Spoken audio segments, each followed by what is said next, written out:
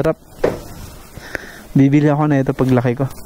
Ayun, ang sarap gamitin. Ayun, ang sarap ng upuan.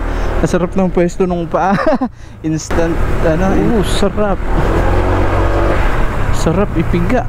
So ayun mga bossing, may share na naman ako sa inyo experience ko na nag-repack kami dito ng front shock ng ADB 160. Bali sa shock na to ni bossing, ginamitan namin ito ng aming formula na gawa-gawa lamang namin na pwedeng gamitin sa karera na maganda ang rebound. So after namin bakulsin lahat ng pyesa ay nilinisan muna namin yung loob ng front shock na sir, at pagkatapos doon ay sinalina na namin ng aming formula. Pagkakabit na namin ito, tapos ginamit na namin talagang sobrang appreciate niya sir yung gawa namin na talagang gumanda yung rebound nito.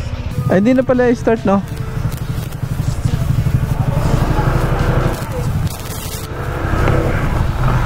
Ayun, ang sarap gamitin. Kaya pala nakaganon yung manibela niya. So nakakala ko yung manibela niya naka-ikot, naka-rotate yung ano niya, yung naked. Saan tayo? Dito lang siguro sa kaliwa. Ayun, ang sarap ng upuan, ang sarap ng pwesto ng paa. Instant test drive ng ADB 160. Sarap. Sarap ipiga. Ganito pala yung feeling pag naka ADB. Lakas makapogi nito.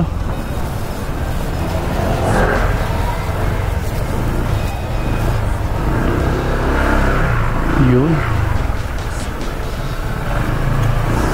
Ang ganda, napakasarap ng handling.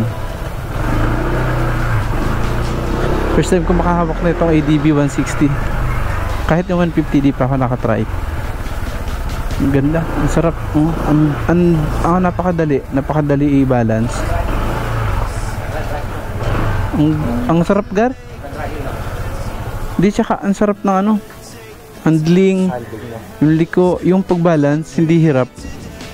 Hindi yung ganun-ganun. Kasi siguro dahil sa mahaba to. Kasi yung Raider, nasanay ako nakaganon. Medyo maikli yung handling. Tingnan mo naman yun. Tapos kanina akala ko naka-rotate yung naked, nakaganon. Stock pala yun. Tapos pagka gumagamit ka nakaganon, saktong-sakto lang. Kasi kapag igaganon siya, nakaganon yun. Medyo ngalay. Relax lang siya ganito. Pero palagay ko sa sukat ko sa kamay, or nasanay ako sa ganyan, na medyo nakaganon, iikot ko to konti. Hindi naman, maganda yun.